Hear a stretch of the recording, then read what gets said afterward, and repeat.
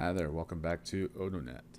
So today I just want to quickly talk about the new expand widget that's in the ArcGIS API 4 for JavaScript. It's actually been there for a couple of releases now, but it's actually pretty cool. It's mighty useful if you're a UI guy and you're building widgets in your apps. And it's basically this little button right here. You can give it any icon you want, but you can just about shove any widget or DOM element into this expand container. When you click on the button, it's going to go ahead and open up your widget for you. It's really useful when you have a lot of widgets you're going to be using and maybe want to organize them into the UI here. You can just put a bunch of buttons everywhere and use them to open up the widgets as you want. That way it doesn't clutter up the space for you. Also, cool part about it is that it's responsive. So I got this little app here.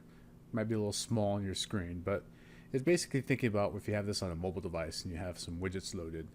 You can click it and it's going to go ahead and have this nice effect. You have the slider come out and you can click back on the button to close it, or click on the dark part here and it'll close that widget back up. So that's pretty cool. But let's say you're one of these weirdos that goes ahead and you are embedding a small sized map into your page for some reason.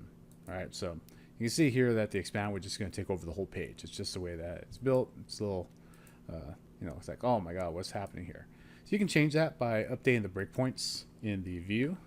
So as you can see here, I am in my constructor. I have new breakpoints I'm adding. You have to provide them all. You can find the documentation for the view and what these breakpoints are. So everything here I've left default, except for this extra small one. I'm going to make this 250 because I've decided to make the width of my map 450 pixels. So I actually want to make the breakpoint smaller than that 450. Now once I do that, if I rerun this again, you'll see the expand widget is no longer going to take over the whole page. It's just going to behave like it normally does and stay inside of its little, the map view here itself.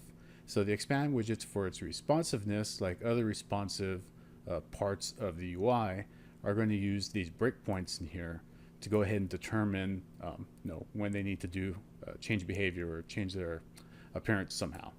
So that's it. Check out the expand widget. Like I said, it's a really cool widget, especially if you're trying to build applications that are going to be focused on mobile devices. It's a nice way to keep things organized. Or even if you just have a regular application and you want to shove in widgets everywhere and put a bunch of buttons all over the place. It's really cool.